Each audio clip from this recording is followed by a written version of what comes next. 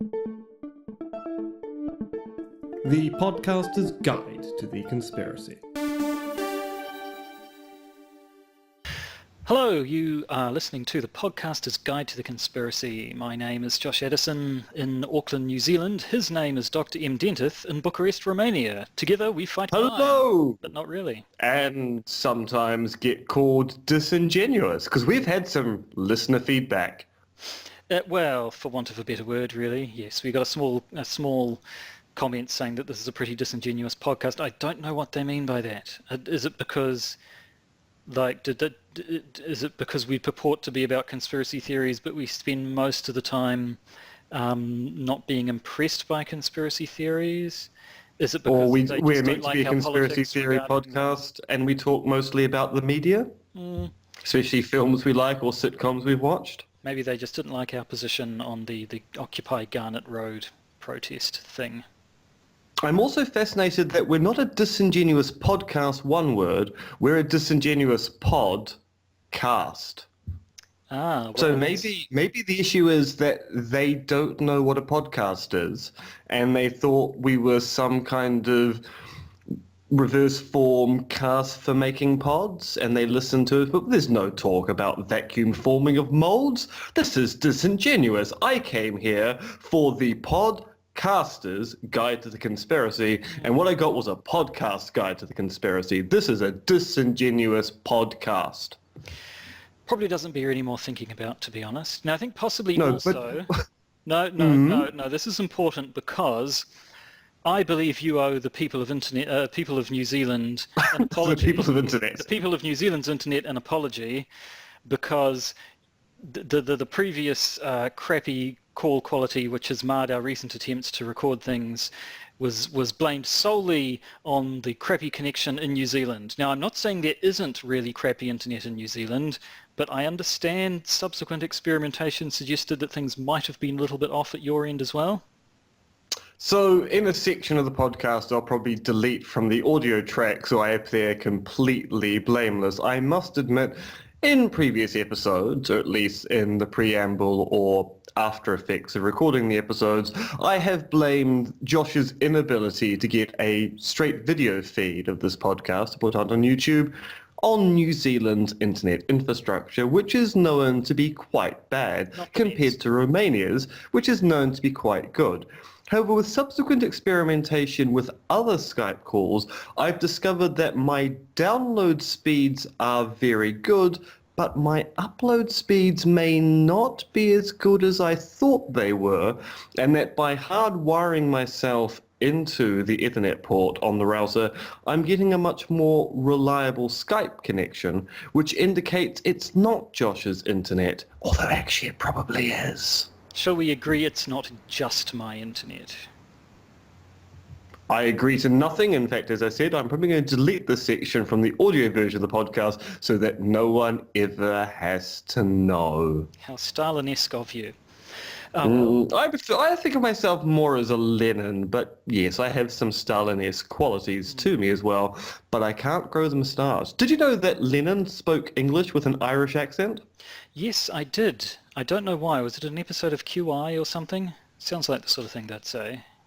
Yeah, so it turns out his dialogue coach, not dialogue coach, the person he learnt English from was Irish, so Lenin spoke English with an Irish accent. To be sure. It's like that. One of the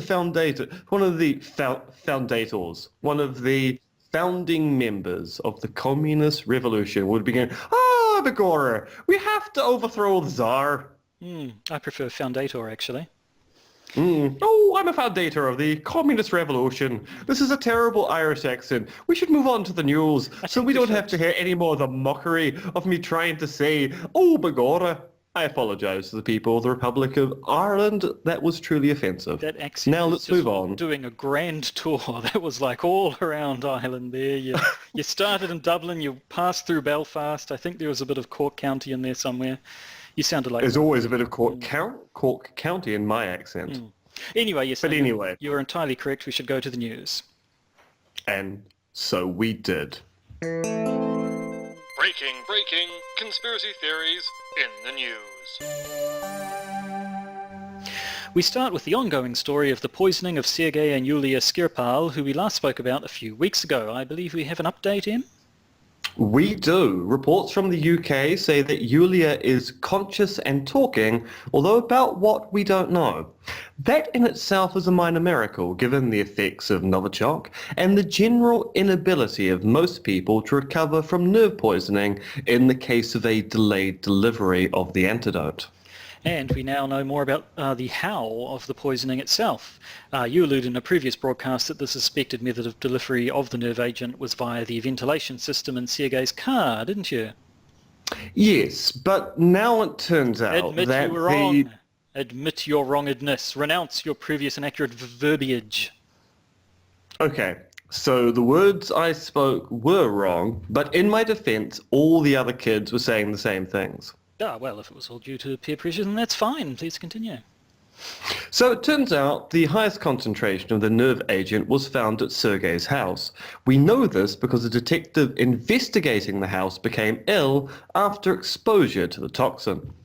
And then there's the motive. Moscow continues to deny that they were involved at all with the assassination attempt of the Skripals, claiming both that no one in Russia cares about them and that the UK is trying to foment Russophobia. It's just a false flag, man. And to add additional petrol to that raging fire, we now have tales coming out of the UK that the attempt on the Skripals' lives occurred after Yulia gained access to a secret bank account containing 150,000 Great British pounds, money which belonged to her brother Alexander, who died in mysterious circumstances in St. Petersburg last year. Alexander having been married to the daughter of a GRU military intelligence colonel. So we have another connection back to Mother Russia. We going to mention the thing about the cat? The cat? Yulia's cat boyfriend. What? Fine. Yulia has a mysterious and mysteriously unnamed boyfriend who is said to have, quote, not even said meow, unquote, upon hearing of Yulia's poisoning. So he's a cat, and a weird one at that.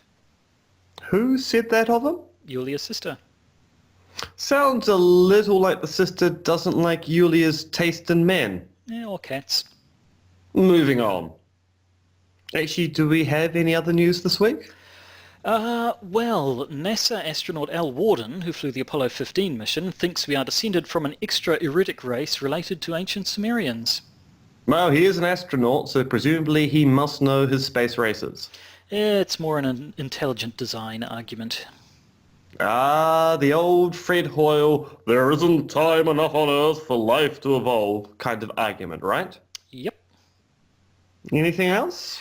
Well, there's also been some pushback about the Cambridge Analytica story, with political and IT experts pointing out that the story is largely overblown. Yes? Well, the gist is that Cambridge Analytica claim to have worked on multiple elections, but have only ever talked about their big success, the Trump presidential bid, and they've been linked to Brexit. But because we don't know about their other successes or failures, it's hard to judge their effectiveness. Plus, the Trump thing's confounding because we have the whole Russia issue to contend with as well. Plus, as we argued last week, the angle we were interested in, conspiratorial at least, was whether they lie to potential clients about what they will do to secure a win, or whether they lie to the UK Commons about their business practices. Either way, no matter how successful they are as political fixers, they're covering up something to someone. Oh well, we should probably get on with the main topic then. Regicide. Finally, let the revolution begin. Actually, we should just tail off with Les Miserables at this particular point. Except I can't remember a single song from Les Mis now. Do you hear the people singing the songs with the thing? And Hathaway and Hugh Jackman was there, I think. It's true. Hugh Jackman is one of the great heroes of the French Revolution. Because he's Australian. Sure is. We're going to keep this bit in? Yes. It feels like it should. But now, regicide. Today's topic concerns attempted regicide and Kiwis. So, listener or viewer, be so advised. Now, this story broke earlier this year when the podcast was on hiatus, and despite its topicality and quintessential New Zealandness, we never quite got around to mentioning it. But no longer. Today we bring you the story of Christopher Lewis, small-time crook who shot and missed the Queen of England. And also the Queen of New Zealand. Back in 1981. Joshua, tell me of Mr. Lewis. Right, well, where to begin? In 1981, the Queen came on a visit to New Zealand, and while she was touring around Dunedin in the South Island of New Zealand, several people heard a loud bang, which sounded to a few of them quite a lot like a gunshot. Now, at the time, the police said, no, it wasn't a gunshot, that was a sign collapsing, and then later, I believe, changed their story to, no, it was fireworks going off. And yet we know that's not actually true now. A young man, 17 years old at the time, by the name of Christopher Lewis, with a stolen .22 rifle, had actually taken a shot at the Queen herself. Had he actually managed to hit her and kill her? I mean, imagine if the Queen had been assassinated in 1981. We would be living in a, well, probably the same world, to be honest. The royals don't have that much sway, but Charles would be king, I guess. That's something. I mean, it might have spurred us into becoming a republic, because if you have a revolutionary act in the country, you either embrace it, and we have the first glorious New Zealand revolution, as modelled by the first great revolution in France, or the UK would have gone tut, tut, tut. Actually, I have no idea what the diplomatic relations would be between New Zealand and England. If the Queen had been assassinated here, because we would have been responsible for the assassination of our head of state. But it's not as if the Queen has actual sovereign power in the realm of New Zealand. You know, it's actually a very interesting question. I would love it if we had a constitutional expert who could tell us nothing would have happened, or actually this would have been quite tricky. But nevertheless, interesting as the hypothetical is, this is the podcaster's guide to the conspiracy, and there are at least a couple of conspiracies going on here. First of all, Mr. Lewis didn't act alone in his assassination attempt. This happened in late October of 1981. In early October, he and a couple of friends had stolen a bunch of rifles, I believe, from a local school, and then used those rifles to rob a local post office, where they stole around 5,000 New Zealand dollars, which I actually went to an inflation calculator. It's a bit more than $20,000 in today's money. They claimed they were going to use this money to start a revolution. They were calling themselves the National Imperial Guerrilla Army. And had apparently sent a letter to the police threatening violence over the 1981 Springbok tour, which is another kettle of fish entirely. Short version, the Springboks, the South African rugby team, went on a tour around New Zealand and America, and this was 1981, so apartheid was still fully in effect, and people were supposed to be like embargoing them, so it was a very, very contentious affair. But anyway, that aside, their next revolutionary act was supposedly to take a shot at the Queen. Now, Lewis himself later would say he wasn't aiming at her. He says that he went there intending to shoot her, but lost his nerve at the last minute and fired away, intending to just give her a fright. Other reports have said that at the time he was trying to kill her. Supposedly he said to his girlfriend much later, but damn, I missed. And a detective who interviewed him, a Detective John Lewis, no relation, who will be. I think you'll find actually that's Tom Lewis, not sorry, John. Tom Lewis. Yes, I'm getting my words with names with an O in them mixed up. That's the only possible excuse. Yes, we'll be hearing some more from Detective Lewis as well. But at the time, he claims that in an interview, Christopher Lewis told him that he had the Queen directly in his sights, and it was only because a couple of police officers happened to wander into his into the shot at the last second that he didn't actually shoot her. But so we have a conspiracy there. But then, as I suggested, the actual fact that someone had tried to shoot and essentially had attempted to kill the Queen kind of wasn't very well reported at all. And indeed, in later times, people, Detective Lewis forefront among them, were claimed that there had been a big conspiracy to cover up the event by the police and government in New Zealand. What do we make Now, of what's that? interesting about that is that the New Zealand police said, well, no, we didn't cover it up. We actually did list this in a report of crimes in 1981, one of those kind of compendia that get released at the end of the year, which lists all the things which have gone on, which you might claim is the perfect way to hide something in plain sight. So you don't publicize the crime at the time it's committed, but you are legally obliged to list the crime in the compendia, so you simply bury it in small print on a back page on the notion that actually no one reads those documents. So it is reported, it's not secret, but it actually is secret because where it's been published is the kind of place that no one will ever think to look, hide in plain sight. Nevertheless, at the time, the police's reports to the media, as I said, were that first these people who thought they'd heard a gunshot were mistaken and instead had heard a large sign falling over, and then sometime later said no, what they'd heard were fireworks going off nearby, which we know now to be not true. Now things get even more interesting. They picked up Christopher Lewis not long after that, arrested him, and charged him initially with two charges, one of sort of a firearms, of basically discharging a firearm in a public place, and another one something to do with public endangerment. They would go on to find a whole bunch of other things he'd been guilty of, including the post office robbery and the burglaries and numerous other crimes he'd been involved with. So he ended up having 19 charges against them. Notable by its absence was were charges of attempted murder, charges of treason, charges of attempted treason. All of treason, at least, still carried the death penalty in New Zealand in 1981. We got rid of the death penalty for most crimes during the 60s, but treason was still a capital offence right up until 1989. So you would think that taking a shot at the Queen fits a fairly loose definition of treason, really. But no, treason was not among the things he was charged with. He was convicted of a bunch of things and sentenced to 3 years in prison. And that was it. Now, of course, what's interesting about this, of course, if he had been charged with treason and gone to the High Court on a charge of treason, that would have been a major story, whilst a discharging of a firearm in public trial, fairly minor and not the kind of thing that journalists or the public are going to be particularly interested in. So you can kind of see the police going, we don't want to draw attention to this crime. We want to, in fact, cover up the fact that someone tried to assassinate the head of state while she was on tour here.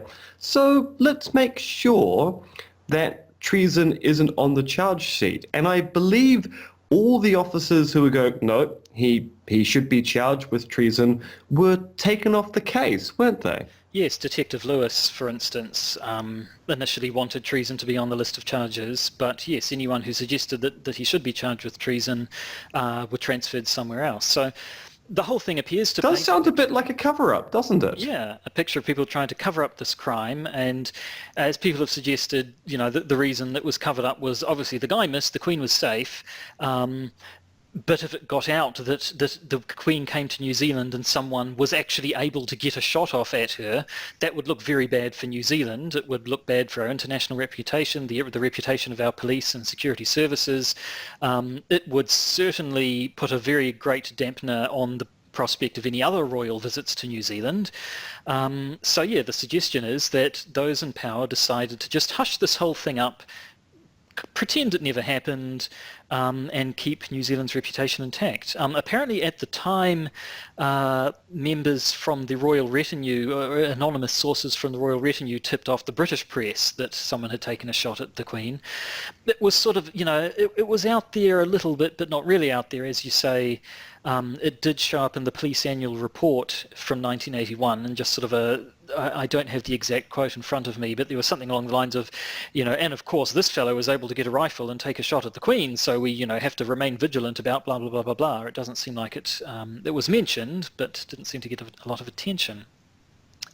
Now, what happened to our Christopher Lewis? Yes, well, I was going to say maybe we should talk about him, but he had an interesting life, a fairly tragic life, although by all accounts he was not a particularly sympathetic individual.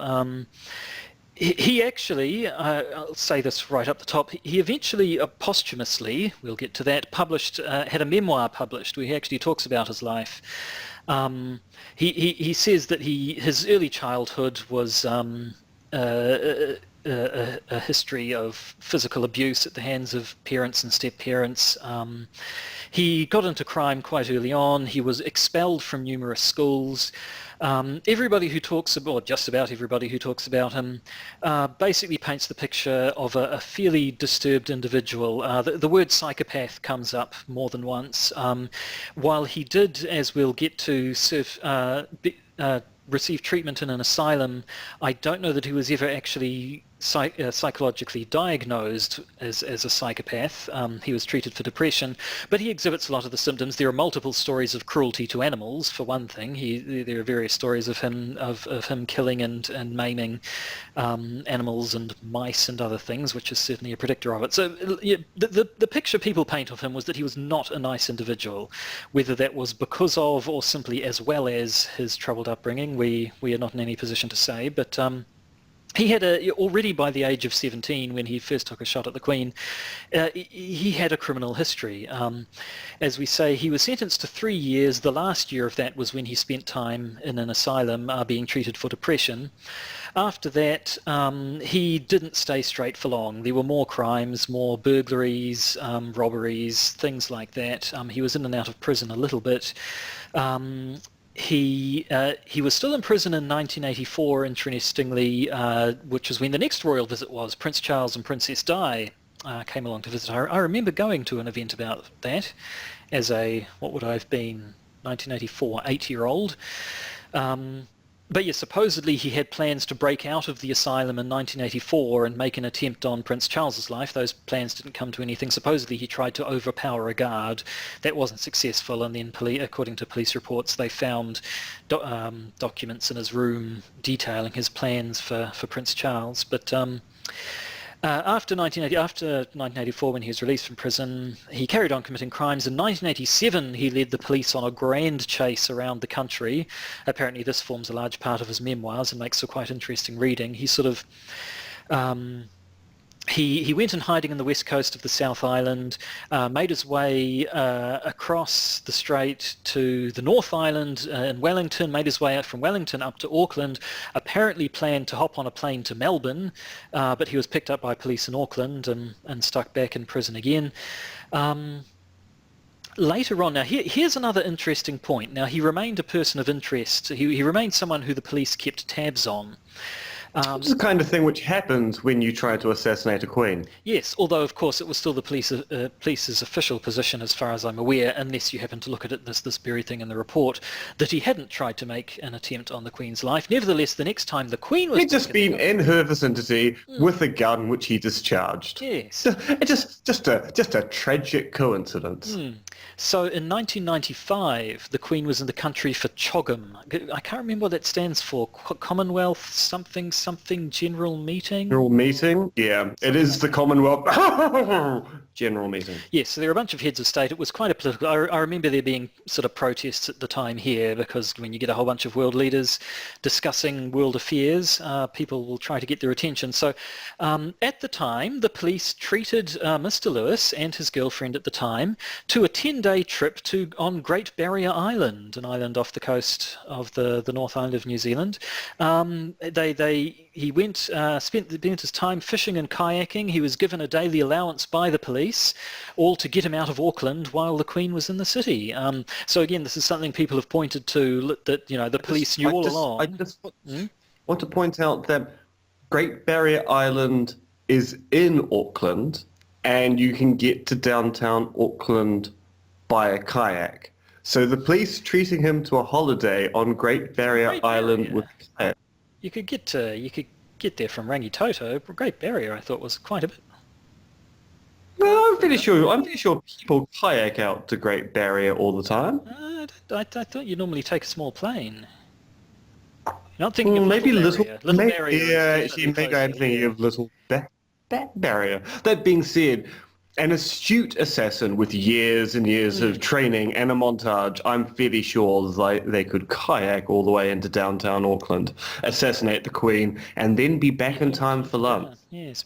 Nevertheless, this is, again, people who say, the police obviously knew that this was a guy who presented a potential danger to the Queen, and therefore got him out of the city. If, as they claimed, he wasn't a would-be assassin back in 1981, this certainly doesn't match with that. So where to from there? 1996. In 1996, Christopher Lewis was charged with the murder of Tanya Furlan. She was bludgeoned to death in her home in what was thought to be a kidnapping gone wrong. Her 6-month-old daughter was also taken, but then dropped at a nearby... She wasn't too nearby. I think she was killed in Howick, and the baby was dropped at a church in Royal Oak, which is not the next neighbourhood, but it's only, a 15, 20-minute drive away, I suppose. There was supposedly a ransom note had been left at the scene, was left at the scene, but then taken away and found later, or something like that. So he was Mr. Lewis was accused of this murder. He was, at the time, apparently the police had nothing to go on except for a bloody footprint of a Reebok sneaker. Those of you who remember the 1990s will know that Reebok sneakers were all over the place, on people's feet mostly, but on quite a lot of them. And so they didn't really have anything to go on until a man, did I write his name down? Travis Burns, who had been a cellmate of Lewis's when he was serving his prison time, came to them and claimed that Lewis was the murderer. Lewis maintained his innocence the entire time. Part of the reason apparently he published his memoirs was essentially to confess to every single thing he had done in his life and then say, but I didn't kill this woman. Whether or not he did, we'll never know for certain. They found the bloody sneakers. He claimed that Travis Burns, who he still kept in touch with after prison, had borrowed his sneakers and then given them back to him. But they found the sneakers. Supposedly they found the impression of a ransom note in a pad in his house or something like that as well. We'll never know if he did it or not because he committed suicide in his cell in 1997. As a postscript to that, 2 years later, another woman was bludgeoned to death in a very similar manner to the murder of Tanya. And this time tissue samples were found under her fingernails, which were matched by DNA to Travis Burns. So that looks a little bit murky, but it's all a little bit by the by, really, when it comes to what we're talking about here, which was, did he try to take a shot at the Queen? Yes, he did. Did the police cover it up? Certainly does seem like it, doesn't it? It does. Now, going back to the assassination of the Queen, apart from the fact that we know that Lewis's preparation was done in consortium with other people, there's also the fact that when he was interviewed about the assassination attempt, he actually claimed that he'd been ordered to assassinate the Queen by two shadowy figures higher up in his organization, codenamed the Snowman and the Polar Bear. The Polar Bear, yes. So this was his story initially. When the police picked him up, according to their interviews, he confessed that he had tried to take a shot at the Queen, and then there was this whole matter of, did he actually try to shoot her, or did he lose his bottle and just try to fire a shot into the air to startle her? And yes, he claimed that he'd been ordered to do so by this mysterious figure called the Snowman, who I think he described in fairly generic terms as a tall man with a British accent or something like that, and then later talked about this other figure called the Polar Bear, who I think was even higher up the chain, and claimed that he was feared for his life because these masters of his would have him killed for getting caught, and so on and so forth. Eventually, under further interrogation, he said, well, okay, yep, fine, these people don't actually exist at all. They are just figments of my imagination. He was just trying to divert blame from himself. And indeed, there doesn't appear to be any evidence that these people existed at all. All this appeared to be young Christopher Lewis and his accomplices. And of course, with respect to the police cover-up, the detective in charge, Detective Lewis, actually published a book on this, didn't he? Yes. Now his book was published in 1998. I'm assuming once Christopher Lewis committed suicide in 97, Detective Lewis thought it was that he could go a bit more public with his claims of the cover-up now that the man involved was no longer in the picture. So yes, in 1997, apparently he went public and started saying, yes, this guy, he tried to take a shot at the Queen and the police tried to make it go away, covered the whole thing up. In 1998, he published a book called Cover-Ups and Cop-Outs, where he talks about the whole fact this thing was covered up. At the time, when he first started saying that the police had been involved in this cover-up, the first thing they said was, no, we didn't cover it up. It was reported at the time. It was in that 1981 police report, but as you say, this was kind of hidden in plain sight, and they very much, right at the time, fed false stories to the media. Now, the reason, I suppose it should be said, the reason why we're talking about this now in early 2018 is because in January 2018, as you said at the start, there was a story on the stuff.com.co.nz, isn't it, website, news website here.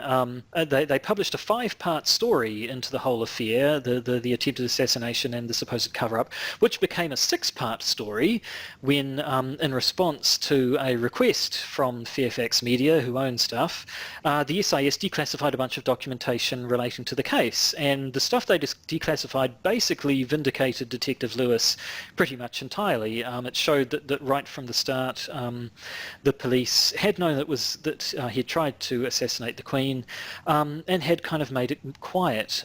Even before that, apparently in 1987, in response to, I'm not quite sure what, the former police commissioner said that if he'd had a more efficient weapon and the ability to plan and carry out an assassination, then his attempt to shoot the Queen would have been a matter of very serious concern.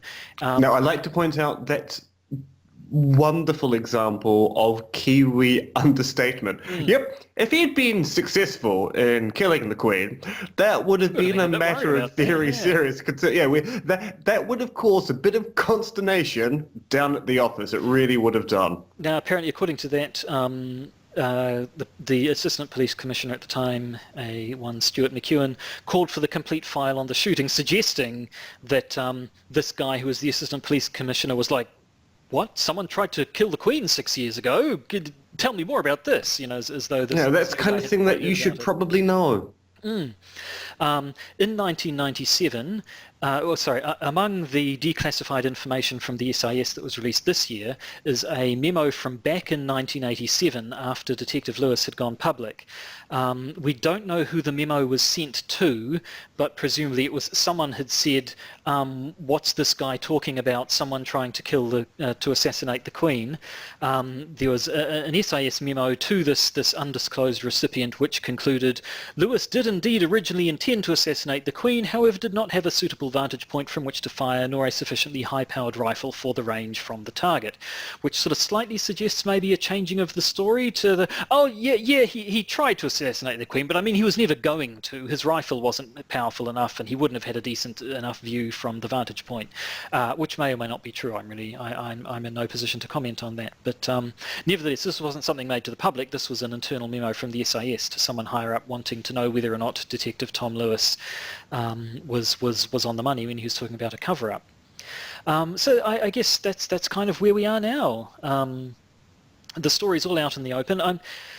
I was a little bit, when I first heard about this, I was like, what, seriously? This dude tried to kill the Queen in 1981? And this is the first I've heard about it. And I had a quick look around. There was the odd story from earlier. I found one from 2010 or 11 in the New Zealand Listener, which was talking about the Tanya Furlan case, and implying that Christopher Lewis had been set up there, and sort of made mention of the fact that he had tried to shoot at the Queen before. None of the stories I've seen say an awful lot about his autobiography, though, which surely would be the place you'd expect him to say, by the way, I went and took a shot at the Queen, and the police didn't charge me with it at all, which seemed a little bit odd. I really don't quite know where that all fits into it, but Yeah, it definitely seems we have a case where a young man conspires to take a shot at the Queen, actually gets a shot off, and in the interests of preserving New Zealand's reputation, the police cover it up. Interesting indeed. Yes, it seems to be a quite sustained conspiracy or conspiratorial cabal operating within the New Zealand police because, of course, when Charles and Diana come out to visit and when the Queen comes to the Choggum meeting, there's a group within the police who are going, yep, this person is someone we have to keep an eye on, but it's quite clear that senior members of the police, like the Assistant Police Commissioner, at the time had no idea that this is an issue that certain members of their brigade are looking after. And of course, this is the worry about cover-ups within institutions of this particular kind, which is that it means you don't gain any institutional knowledge. If part of your organization covers up an assassination attempt, then it makes it quite hard to engage in the kind of systematic reviews of procedures to ensure that such assassination attempts are not going to occur in future, because the only people who are going to be able to stop it are the people who are in the cabal, and cabals by their nature are secretive. So if the cabal disbands, no one's aware of the problem. Although I should say, among the documentation released by the SIS were a bunch of notes about the case. So the police forwarded all their case notes onto the SIS. So the SIS probably would have had better knowledge of this. But again, I can sort of understand the thinking, well, no harm was done. If it comes out, all that's going to happen is New Zealand's going to look bad. So, you know, let's let sleeping dogs lie. But then once this investigation is published in January of this year, I guess they'd think, well, it was 1981, it was a long, long time ago, so where's the harm in talking about it now? Such a fascinating story. Once again, New Zealanders trying to punch above their weight, and in this case, failing. We could have been the nation that killed the Queen. Well, we'll just have to settle for what have we done recently? Making the Lord of the Rings films. That was 50. We won a boat race. We did. Did you know the Commonwealth Games started yesterday? I was aware of that. There was a news report on the BBC. I only heard about it. I don't even know where they're being held this year. No, Gold Coast of Australia. And I just don't care. No, not even a little bit. Unless we win a medal, in which case I assume we'll hear all about it. Anyway, it looks like our time's about up, and I think our story is about up. Do you have any last reflections? Although I suppose what you just said was fairly reflective. Basically, the whole issue with institutional cover-ups is that you lose institutional knowledge, and that's one of the biggest reasons as to why we should not tolerate these things within large, influential public institutions.